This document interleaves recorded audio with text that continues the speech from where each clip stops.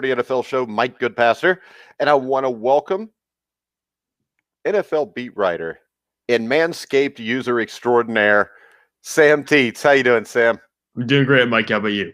I'm doing great too. Manscaped.com, promo code TGT20, 20% off your first purchase and free shipping. All right, last night we had a exhilarating matchup between the Dallas Cowboys and the Baltimore Ravens.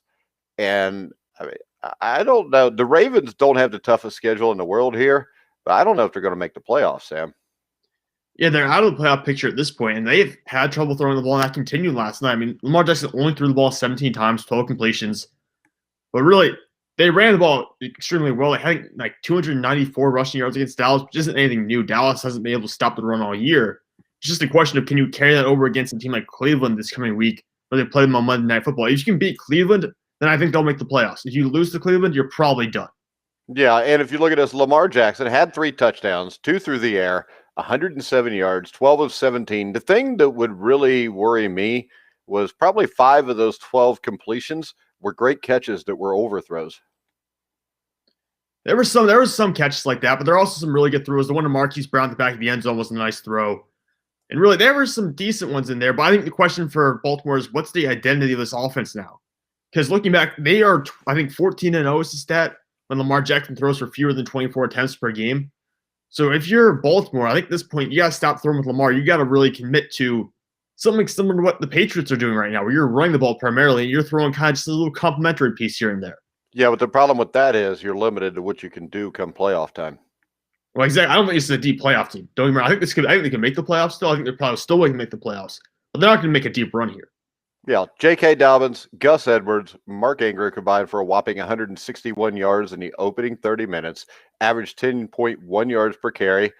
And the Cowboys are just the Cowboys. They're just not very good. I didn't think Andy Dalton played that bad, but there's not much here for Dallas anymore. No, there was that one interception Dalton had was on a tip ball. And really, you can't blame him for that. It's kind of the same thing that happened to Big Ben the other day. But you look at it, they still have Michael Gallup, CeeDee Lamb. They have Mark Cooper. They have all these weapons, but the offensive line's so beat up. Zach Martin's now hurt. He's not even playing for them at the moment. You already lost Tyron Smith and Lyle Collins earlier this year. Travis Frederick retired. I mean, there's so many issues here on the offensive line, and the defense just isn't that good. The defense is awful. Well, I think the biggest issue is Kellen Moore. I mean, he keeps calling pass plays for Andy Dalton.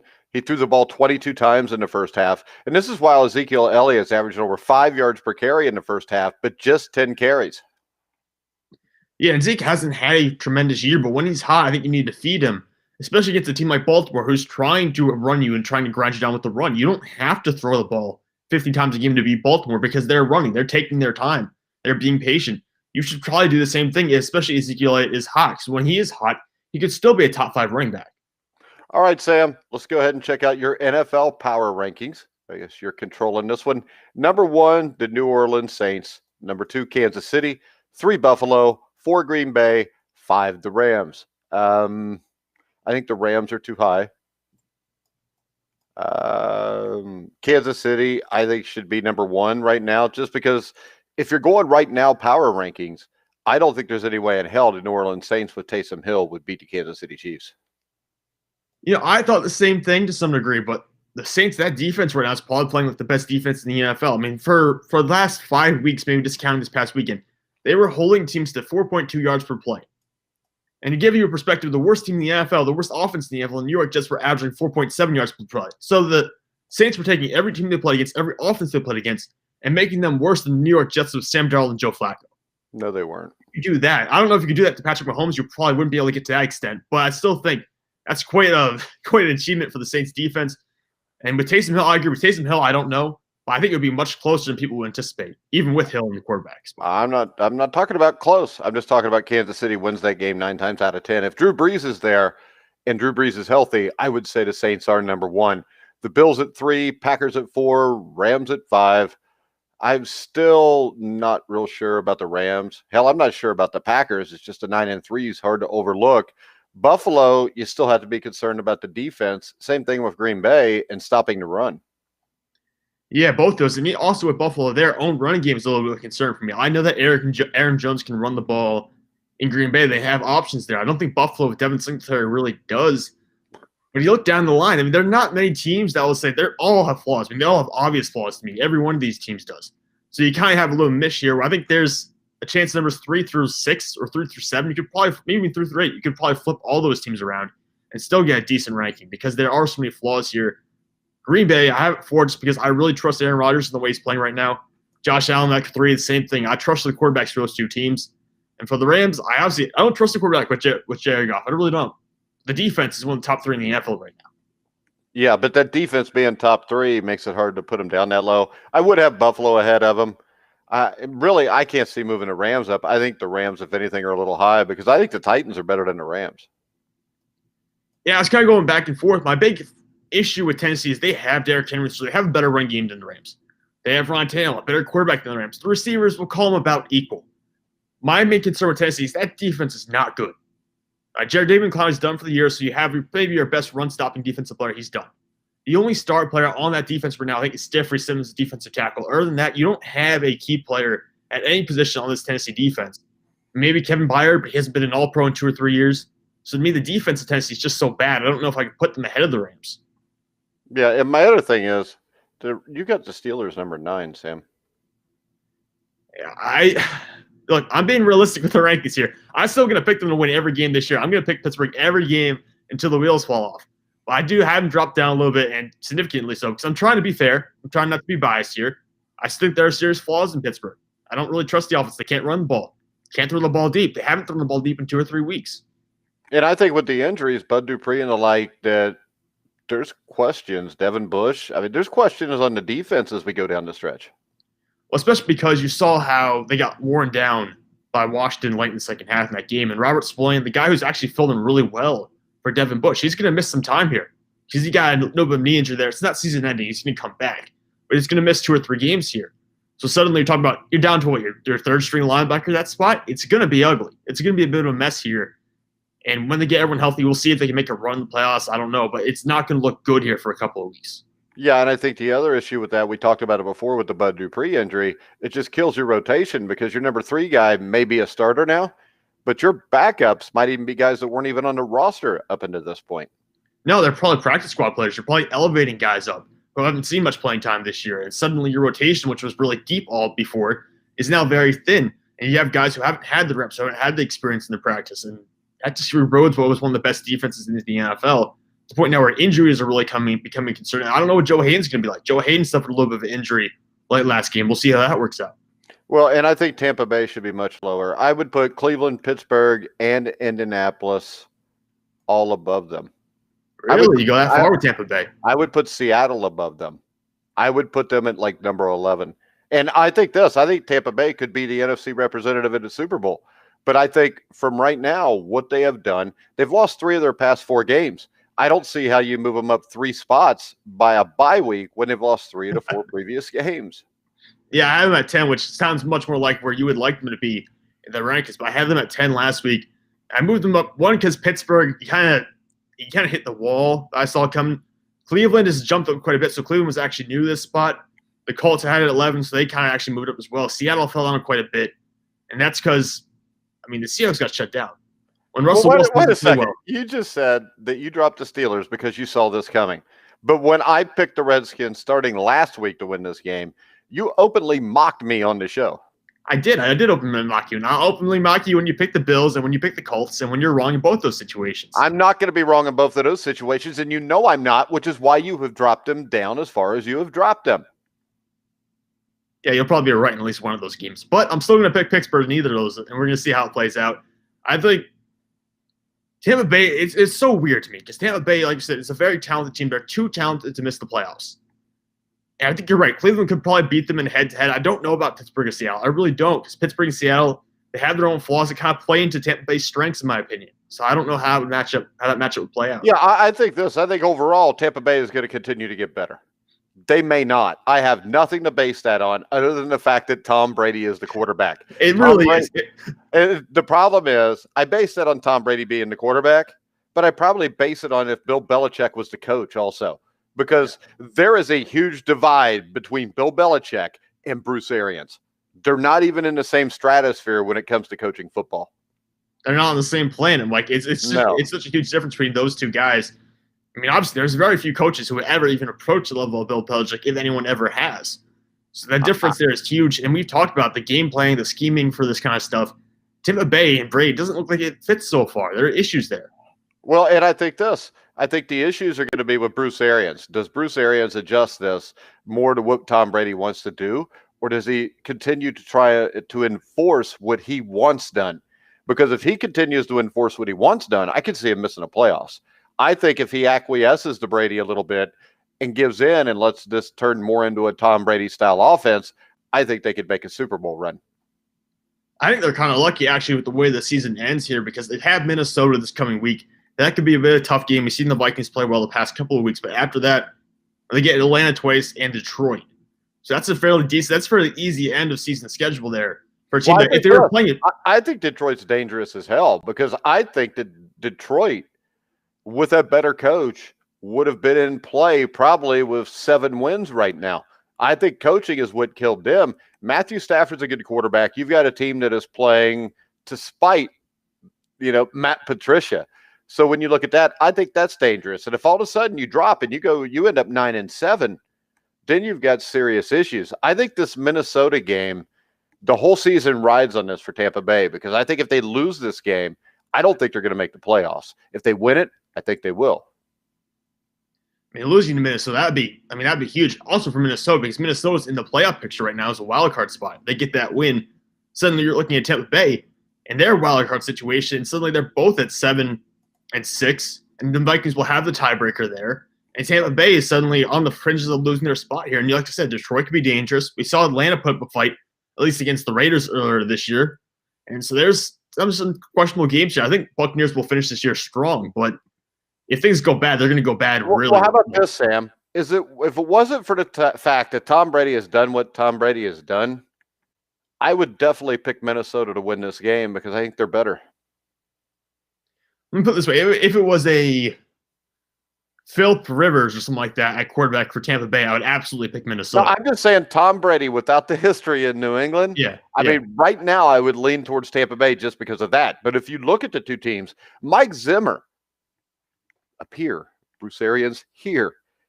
Kirk Cousins is playing better than Tom Brady is right now. I know that's sacrilegious to say, but just in the last month, Kirk Cousins has been as good as anybody. Dalvin Cook is as good as anybody. And Dalvin Cook can control this game by running it. You got Justin Jefferson at wide receiver. I would say this, if I was being completely honest and my team was in the NFC and they were a playoff team, I would rather play Tampa Bay right now than Minnesota. Well, I can see that, because Tampa Bay looks like a team that hasn't found their identity yet, and Minnesota does. Minnesota knows exactly what they're doing. Because Kirk Cousins, they were really lost, let's admit. The first 6 games of the year, Minnesota was lost. They had no idea what they were doing. And they've really figured it out here down the stretch. Kirk Cousins, like you said, is playing better than Tom Brady. Dalvin Cook is the second best running back in the NFL behind Derrick Henry. And Justin Jefferson could win Rookie of the Year ahead of Justin Herbert. I think he should win Rookie of the Year. I think he has been hands down since Joe Burrow got hurt, the best rookie in football. And I think even if Burrow didn't get hurt, if Minnesota makes a playoff run, Justin Jefferson is a huge reason why. If Justin Jefferson's not there, Mike Zimmer loses his job by the time this season's over. Now, he still might if they tank at the end, but Justin Jefferson was a huge pick for them. Yeah, and talk about Philadelphia, one pick earlier, taking Jalen Reagor from TCU instead of Justin Jefferson. That makes it look that much worse. He's currently 4th in the NFL with 1,039 receiving yards. DK Metcalf leads the NFL with 1,119. So Justin Jefferson's been huge, especially with Adam Thielen taking a little bit of a step back and losing Stephon Diggs. I mean, Minnesota really got lucky with that pick there, and it was a great selection. Yeah, so I think in the end, that selection is going to save Mike Zimmer's job. What do we got up next here? We've got Baltimore. We're at like 11 and 12. Yeah, Seattle 11, Baltimore 12, Las Vegas 13. We're getting down here to teams that I don't think have a chance in hell now. I know that you thought, and I thought earlier in the season, Seattle had a really good chance, but it's not so much even the defense with them. The offensive line is just bad. And when you watch them play Seattle, I mean, they run the ball all right, but as you said in your article, Pete Carroll seems to abandon it too early. And this is the opposite of what Pete Carroll used to do.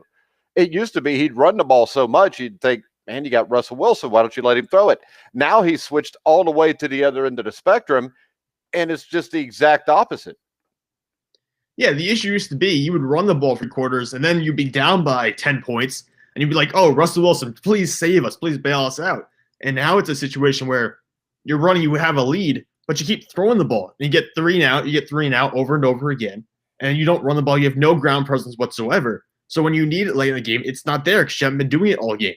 I think Seattle, the offensive line, like you mentioned, outside Dwayne Brown at left tackle, it's basically a revolving door. Guys getting hurt, guys getting plugged in. There's a bunch of inexperienced players there. A lot of them have been career backups in other spots. The offensive line is just a mess, and I don't think it's going to improve.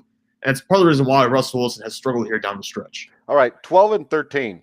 I would have Minnesota and New England at 12-13. Where do I have Minnesota? I have Minnesota 15, I have New England 16. You would move them up that high? Yeah, I would move them up that high. Right now, Minnesota and New England are dangerous, and we're going to find out about New England for sure when they go to LA and play the Rams. Jared Goff will be looking for a little bit of payback there, but don't sleep on the Patriots. The Vikings go to Tampa Bay. I mean, if both of these teams win, they're in the stratosphere where they're playing as good as anybody right now, because haven't the Patriots won like 3 or 4 games in a row? Pull up right now. The Patriots have won 3 of their last 5 of their last 4 of the last 5 games. 4 of the last 5 games. The only loss in the last 5 games is to the Texans. And the thing is this, 3 or 4 weeks ago or 5 weeks ago, after they lost really badly, I forget who, we actually looked at the schedule, wondered if they could get Trevor Lawrence. And yeah, that was the 49ers, I think. That was the 49ers game. Yeah, I mean, so when you do that and a team all of a sudden starts to win all these games, that's directly because the coach is so good. I would go 12-13, those 2 teams. I would go Miami at 14. I'd go Vegas at 15. I'd go Ravens at 16. Yeah, I thought you might change it around a little bit. I thought you would have Vegas over Baltimore. And I can understand why you put that way because Baltimore's not throwing the ball that well. I have Vegas now a little bit lower because, I mean, let's face it, they got beaten bad by Atlanta. They barely beat the Jets. And the Raiders and Baltimore, both those teams at this point to me, are probably going to miss the playoffs. They have a shot here. I still give Baltimore a chance because of their schedule, but they're looking less and less like playoff teams every week. Well, with the Raiders, though, we have seen them look like a playoff team. I don't know that Baltimore has really looked like a playoff team all year, even when they won games early. And let's see, what's their best win this year? I mean, the best win this year might actually be the week 1 against Cleveland, now that you're looking at it back then. But that's changed a lot since then. Yeah. A lot of things have changed. It's really – the only other big win they've had is against the Colts, 24-10. And that was, I think, 6 or 7 weeks ago at this point. Yeah, and if you look at the Raiders, they've got the Colts, the Chargers, the Dolphins, the Broncos. You figure they should win the Broncos and Charger games, but who knows in the NFL these days? So I think it comes down to you've got to split the games between the Dolphins and the Colts. If you can win one out of those 2, you get into playoffs. If you lose them both, then you're probably done. If you lose either one at a Charger or Broncos game, I think you're done. So I think all these teams are kind of in the same stratosphere right now where one bad loss, and that's pretty much it for them. Well, yeah, and that has huge implications for the Dolphins and for the Colts because they're also fighting for wild card spots. I think you mentioned it. Numbers 12 through, I'll say 16 to me, they're all in the same spot, really. You could change them up, mess those teams around. They're really not much different to me because they have strengths here. They have weaknesses. See, I think they're all though. I think the big thing is the Patriots and Vikings have a couple strengths that make them really dangerous. I don't see where the Baltimore Ravens have a strength that makes them dangerous. They can run the ball. In the playoffs, a good team is just going to, like the Titans did last year, just sit on it and stop it. With the Patriots, you've got a solid defense. They run the ball. They're well coached. With the Vikings, they're well coached. They can throw it throw it with Kirk Cousins and Justin Jefferson and Adam Thielen. I mean, they can run the ball with Dalvin Cook. I think that makes those 2 teams infinitely better than the Baltimore Ravens in Vegas, because the Ravens in Vegas, I mean, Vegas just doesn't have enough weapons for Derek Carr yet, and the Ravens don't have the ability to throw the ball down the field, really.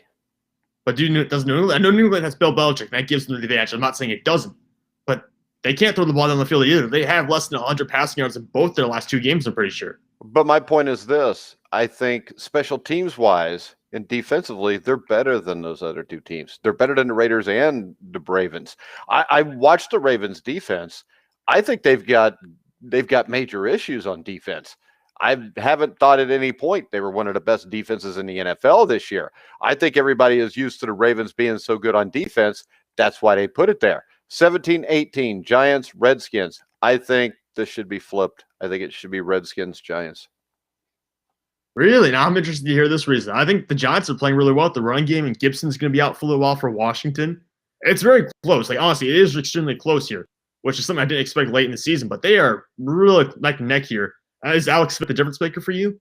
Yes. I mean, he's a big-time difference maker. He's a guy that's played in playoff games. He's won playoff games. That is my difference. That and the fact that the Washington Redskins, I just like to say that just because I feel like I'm doing something illegal, their defensive line is so good that they could control a football game. Super Bowl 42. The Giants won the Super Bowl that year, not because of Eli Manning or, any other great thing. They won it because they had a defensive line rotation of 6 or 7 guys that just kind of broke you down. It wore you out. And when you look at it, that's a huge thing to have. When you have a dominant offensive line or a dominant defensive line, you got a shot. And that dominant defensive line may be able to keep them from getting in shootouts that they can't keep up with. That's my difference between Washington and the Giants. My difference is this. I think Washington's defense is better just because of the D-line. A dominant defensive line is a hard thing to deal with. And with the Redskins, Alex Smith, I mean, come on. Colt McCoy or Daniel Jones? I'll take Alex Smith. Yeah, I can agree with you on that part at least. But I think you might be underestimating New York's defensive line just a little bit. I'm not. I think the Giants have a really good defense. The other thing that I'm not underestimating is I think the Redskins have the easier schedule the rest of the way. And I think if the Redskins played the Giants, the Redskins' defensive line would win them the game right now. Alex Smith's the quarterback. Was Alex Smith the quarterback the first time they played? I can look that up. I don't think he was. He wasn't. That would have been early in the year. Alex Smith makes all the difference in the world. He's not a great quarterback, but he is an above average veteran quarterback that has played, in championship games before. That's hard to overlook when you compare it to Colt McCoy, who he's played so long, he might have played in a championship game. But Daniel Jones, whose biggest game he ever played was probably going to Clemson and getting spanked 55-0.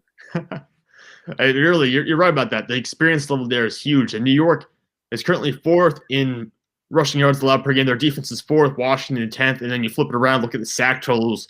Washington 3rd in sacks. New York is, I think, 10th or 7th in sacks. All right, next up, 19, Arizona, 20, San Francisco. I'll tell you, I'd rather play Arizona right now than San Francisco. Well, because I feel like Arizona's playing from the top down at this point, where San Francisco's looking up as like the underdog mentality. And maybe that's why, because I feel like the underdogs are a little more dangerous here. Them and teams like even like Minnesota just feel a little more dangerous. I think they're more dangerous because they've got Kyle Shanahan, who is infinitely better than Cliff Kingsbury. I think the way this ends is Cliff Kingsbury probably being fired at the end of next year. Yeah, I mean, if they don't make the playoffs next year, then they're behind schedule. Because it was predicted they could make the playoffs this year. And if you don't do next year, it's got to be over. I think what you'll see is this. I think the Rams are always going to be good. McVay's a solid coach. Seattle's got Russell Wilson. The 49ers are going to be healthy. Arizona's going to be 4th next year and win at most 5 games. That's going to get him fired. And it will be the best thing to ever happen to Kyler Murray if they get the proper coach there. Yeah, because you look at the young coaches in the NFL. I mean, talk about the ones who have not been as successful. Kingsbury, Zach Taylor, those kind of guys. Look at Sean McVay, Kyle Shanahan. They've been to Super Bowls already. They've already gotten there as head coaches. The other 2 haven't. Yeah, and the other 2 never will. I mean, it's just a fact. 21, the Carolina Panthers. Overall, I think this has been a successful year for them with what's been going on. I think the future's bright there. I think Houston has a bright future. They just need a good draft, a good offseason with free agency. Atlanta at 23, they need to fire Raheem Morris. He's not the answer. I think the Detroit Lions, with Matthew Stafford and a new coach, should sit up somewhere between the 19 to 21 range. I think they did prove a lot against Chicago. I will give them that. I'm just a little less optimistic they're going to be able to carry the momentum going forward. Because sometimes we saw Atlanta. Atlanta got up for their coach, beat the Raiders, and then immediately fell apart against the Saints. I'm a little bit worried that's going to happen with Detroit. Yeah, but then the Falcons came back and blew out the Raiders, so they won 2 out of 3 games there. So I'm not going to read too much into it just because they lost to the Saints. Everybody loses to the Saints. And when I look at the Lions, their schedule's a bitch. They may not win another game. I mean, they're going to play the Packers. I think they can win that game. They're going to go to Tennessee. They're going to host Tampa Bay. They're going to host Minnesota. They're probably going 0-4 the rest of the way. But I'm telling you this, I'm not a big Bevel fan as an offensive coordinator. We'll see what happens here. I think Detroit will end up with a completely new coach, but I think they do have weapons. I think they can be a dangerous team. Didn't you pick Detroit to make the playoffs earlier this offseason? I feel like you did. No, I didn't. But I also said they would be third, not fourth, because I picked Chicago last, and you mocked me. I did. I think I did about that, but maybe that's what I was thinking about. You had some Detroit take earlier this season. Well, my Detroit take, I think, was this. I think the take was that I thought they actually had a team that could make the playoffs, but Matt Patricia sucks. Well, yeah, I mean, that part, the second part, I think everyone knew going into the year. He still was the head coach for some reason. 25, not anymore. Denver, 26, Chicago, 27 to Chargers. The Chargers, Anthony Lynn, I was a fan of. He needs to be fired. He should have already been fired. That loss to the Patriots was an absolute embarrassment. And I think Justin Herbert has turned out to be what Justin Herbert was to me, which is when I watched him in Oregon, he's a front runner. And he's a front runner in the NFL. If everything's going great, he's playing great. Now, I know you lost Derwin James, but this is still better than a 3-9 team that lost 49-0 to the Patriots or 45-0 to the Patriots when they probably have infinitely better talent than the Patriots. Yeah, I mean, to me, this is a lot of coaching. I think Justin Herbert can still develop into a good starting quarterback. I think he is still a solid quarterback. You look at the year as a whole. My issue really is the coaching at this point. You cannot go out there and get out coached by Bill Belichick 45-0. This team is infinitely more talented than New England Patriots this year. It should not be 45-0. The Patriots should not be able to score 20 points in this team. Actually, there's no team that the Chargers should lose to 45-0 if you just go off of talent. Denver, I think, are playing better. They put up a fight against Kansas City. I'm not so sure Fangio should be gone or if maybe John Elway is the problem in Denver, to tell you the truth. It's probably John Elway. I mean, look at the quarterbacks he's drafted the past couple of years. You're not going to get better if you keep drafting those quarterbacks. Yeah, their defense is good enough. They got enough weapons. If they had an actual quarterback, this is probably a 6-6 or 7-5 team. Which honestly isn't that bad. I mean, you could probably turn that around if you have a rookie quarterback, but you're not going to get one the way he drafts. 28 to Jacksonville Jaguars, 29 to Philadelphia Eagles. I guess you're ranking Jacksonville off the fact that they lose close games all the time. Philadelphia at 29. I still think Deuce Staley will be the coach there by next year. Yeah, I mean, it sounds like from what I'm hearing now, does actually talk to Doug Peterson might not want to be in Philadelphia anymore. And it sounds like he's butting heads with the GM, some of the ownership group a little bit. So there does sound like he just might decide to leave. He might just decide to resign after this year and maybe take a year off and then go find another job elsewhere, or maybe just go immediately right into another job. But I mean, this is Jalen Hurts, Carson Wentz thing. This whole thing's messed up Philadelphia to some degree. I don't know if it's fixable. All right, next up, we go with the three worst coast teams in football. Mike McCarthy at 30, Zach Taylor at 31, and Adam Gase at 32. And right now, I'm not so sure that the Bengals shouldn't be 32, but that Bengals-Cowboys matchup of the 30th and 31st ranked team should be a classic. Oh, yeah, that's going to be one everyone wants to tune in and watch to see which coach gets fired first. That might end up 6-3. It could. It really could. And you'll see how many turnovers in that game. Well, it doesn't really. They may not even turn the ball over. They may just go 3 and out the whole game. You got to give them that. Point. Yeah. So, what the hell? Anything you want to say about these bottom three teams? Nothing about these bottom three. But do you think that Jalen Hurts has a chance to be successful in his first start when he's going to play the New Orleans Saints? Because I don't think there's any way in hell he's going to have a chance in being starting after this week. I think the way the play calling is gone in Philadelphia, it doesn't matter if he played the New York Jets. He's probably not going to be successful. Yeah, I mean, that's what I'm just saying. Against the Saints, it's the best defense in the NFL right now. I mean, do you really want to put your rookie quarterback in his first start against the Saints? It's not going to work. Actually, like I said, the way they've been calling plays there with Doug Peterson, I mean, I don't know that it matters right now. You might as well find out what you got with him. I think Doug Peterson's open. Maybe if he wants to keep his job, then maybe Jalen Hurts will come in and light a spark, and then everybody will leave his ass alone. Maybe, but he's also backed Carson Wentz quite a lot this year. Maybe his thinking, oh, Jalen Hurts will play poorly, and then I can put Carson Wentz back on a pedestal. Yeah. All right. Let's talk about a little COVID hypocrisy. And if we're going to do that, let's talk about Dez Bryant, who announced he tested positive for COVID-19 just 30 minutes before his much anticipated reunion with the Dallas Cowboys on Tuesday night. And I guess that they pulled him from warming up so he could get tested. And then they said that he had tested inconclusive Tuesday morning, but the results came back Tuesday night that he was positive. Does this make any sense to you? So the way it was explained to me is usually you wouldn't get those test results back until Wednesday morning because of how the facilities work. Usually it takes a day to get back because Baltimore's facility is so close to the team. In Baltimore, they get it back in the evening. And his return result came back inconclusive, but then you pull him off the field, he does one of the rapid tests, and he comes back positive. I don't understand how there wasn't more guys pulled that game. I don't understand, like, if you're thinking this whole serious methodology to all this, how is the game allowed to go on when Dez was on the field warming up with his teammates? I just don't – it doesn't make a lot of sense to me how this all worked out. Well, according to the league's COVID-19 policy, close contact does not include brief interactions such as walking past someone. But I'm pretty sure that Dez Bryant probably sat in the locker room to get dressed with his teammates.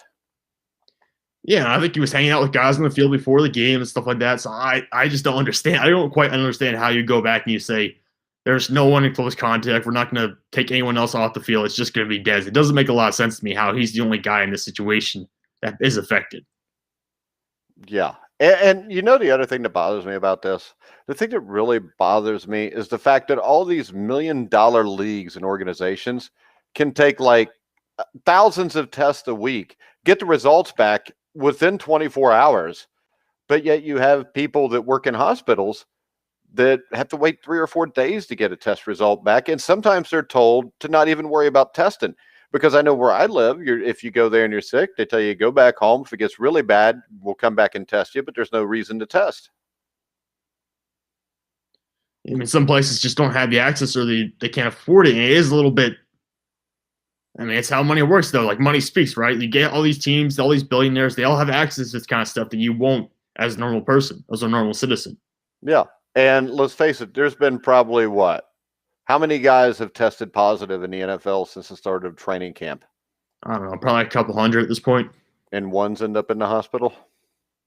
1 or 2, I think. Yeah. So in the end, why are we so worried about this shit anyways? I don't know. I mean, people, like you said this yourself a long time ago. It affects different people differently. We'll see how it plays out. I mean, there are people who are. But the thing is this, in the NFL, people that aren't old as hell, it doesn't really affect. I mean, we also have people who are overweight, people who have dealt with cancer in the league. You know what? If you're overweight, it does affect you differently. And there's a bunch of guys who are overweight in the NFL. Don't be a fat ass. But you know what? The guys who are overweight in the NFL are not out of shape. I think there's a big difference between being overweight and being in shape. A dude that's an offensive lineman at 6'7", 300 pounds is probably in pretty good shape. There's not too many sloppy fat guys anymore in the NFL. No, that's fair. But there are also some guys who are close to 340, 330. Those guys, no matter what, those guys are out of shape. You cannot live at 330, 340 for 10, 15 years. But weren't they given the option to opt out of the season? They were. They decided not to because they have to make the money. So play the game. Just play the game. I mean, this is the hypocrisy of this whole thing to me is if you're going to tiptoe and dance around all this stuff and move games all over the place, it's less safe for a team to play 3 games in 12 days than it is to worry about getting COVID. To be fair, that 3 games in 12 days, I'm pretty sure you play 3 games in 11 days if you were to play Sunday, and then Thursday. Well, that makes it worse. Like that was a big deal. That makes it worse then. Yeah. 3 and 11 days is ludicrous. It's stupid. But it can happen anytime during the regular season, even during non-COVID season, which, again, like I said, it's ludicrous. To have Thursday night games. Which goes back to my point that the NFL does not care about player safety. They pulled Dez Bryant off the field to make a big show last night. Because if they really wanted to worry about player safety and they really worried about COVID, they'd have just shut the game down. Yeah, no, I'm with you on that. I agree. They would have, but you know how it is. They're not. They already have the TV cameras rolling. They're not going to pull this. They're not going to stop the show. Yeah, Money I'm not talks. saying that's right. That obviously isn't, but they're not going to stop the show. It's the same reason Ohio State, even though there's a rule, you got to play 6 conference games to qualify for the Big Ten championship. Oh, they're going to get in. They're probably going to change that rule. They're going to change that rule. We're going to talk about it tomorrow night at 8:00 on our NFL show or our college football show. And the thing that blows my mind is just the hypocrisy of everything. I mean, right now, you dropped the Cincinnati Bearcats from 7 to 8. It moved Iowa State in front of them in the rankings last night. Iowa State beat Texas, who was ranked like 23rd. UC has to cancel a game against Tulsa and a game against Temple. They're still 8-0. They've still beaten like 4 or 5 teams that were ranked in the top 25. They are still the only team in the top 10 that has beat a group of teams with a winning record, and yet nothing's going to happen. And why can't Ohio State play Indiana again this weekend in Indiana? You know, Coastal Carolina went and played BYU. BYU was close to the top 10. They risked everything to play a good quality opponent. Why can't Ohio State play Indiana? Because right now, they didn't play enough games. And you could say, well, they beat Indiana. They beat Indiana by 1 touchdown at Ohio State. Why don't we just say, hey, we'll play the game. If Indiana wins by 7 or more, Indiana plays in a Big Ten championship game. And the other thing it would do is if they beat Indiana again and they blow them out, then I can believe Ohio State should be a top 4 team. But right now, Ohio State doesn't have the best resume in the state of Ohio. No, they really don't. I mean, they have 1 win against the ranked team this year, and they've given up 2 or 3. They've given up 3 or 4 scores to teams like Penn State, who hasn't made it all year. They've given up 3 or 4 scores to Rutgers. They only beat Indiana, like you said, by 1 touchdown, and Justin Fields threw 3 interceptions that game. Yeah, this is not a top 4 team right now. No, and they're going to move out of the way. They're going to move heaven and earth to make sure they get into the top 4. They started Ohio State at number 4, I think. It was either 3 or 4. And Ohio State has missed playing, 2 games in the last 3 weeks. They never get dropped for it. Indiana or Cincinnati, the Bearcats, have to cancel a game against Temple. If they would have beat Temple 55-0, they wouldn't have jumped Iowa State over them. But they jump Iowa State over them because Cincinnati didn't play a game. Well, why the hell aren't we jumping Texas A&M over Ohio State then? I mean, exactly. They're trying to pigeonhole Ohio State in here as the top 4 team as much as possible. And the Big Ten, which, by the way, the Big Ten, the people who are the presidents of these different conferences or different schools should be focusing on their schools winning and trying to do the best. Instead, they're focusing on what's best for the Big Ten. How can we get Ohio State, the gem, the only good program in this conference this year? How can we get them focusing on Sorry about Indiana. Sorry about Indiana. Damn, they beat them by 1 touchdown. You act like I know. 50. I know, but you don't have your starting quarterback anymore. So it doesn't matter. The other kid is good too. The other kid may possibly be more of an NFL prospect than Penix. Well, that'd be interesting to see. Now, I do want to see that Indiana-Ohio State game rematch. I do want to see that again. Well, I mean, Penix threw for almost 500 yards against Ohio State. His last game against Wisconsin, or not Wisconsin, who'd they play before? Maryland? Was it? Yeah, he struggled. He was like 11 for 29. Yeah. And, I mean, he torched Ohio State. Ohio State's DBs are terrible. But this is an NFL show. We'll come back and talk college football tomorrow night. Tomorrow, we will preview Thursday night's game, which is who, Sam? That's actually a really good question. I haven't even looked at next week yet. I was too busy focusing on the Tuesday. It's not next week. It's tomorrow, Sam. It feels like next week already. It's what is it? It's going to be New England Rams game. Yeah, that's actually a really good game. So we will preview. We'll preview the Patriots and Rams tomorrow. We'll talk a little other NFL news. And also, I want to tell everybody the NFL Legends Show will be back Friday morning.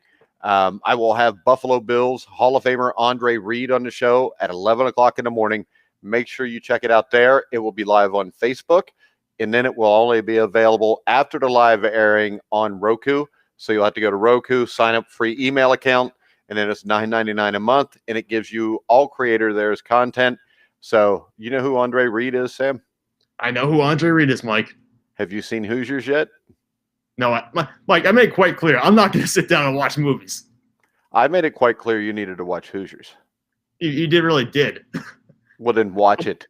Kent Sterling even told you to watch it because as soon as you watch it, we're going to have Kent Sterling back on, and we're going to talk to you about the show. All right, Mike. All right. You can follow Sam Teets at Sam Teets 33. You can also follow him there for all of his Manscaped adventures, where Sam does post daily as he manscapes a different part of his body every day. And no, he has never nicked his nuts. And you can go to manscaped.com, use the promo code TGT20, 20% off your first purchase and free shipping. You can follow me at Grilling Truth, but make sure you check us out on Rockfin. It's free to sign up with your email. Do it through the Grueling Truth. It helps us out, and it gives you access to a lot of content, unlike YouTube, that is uncensored. So for now, for Sam Teets, I'm Mike Goodpaster. You've been watching and listening to the Grueling Truth, where the legends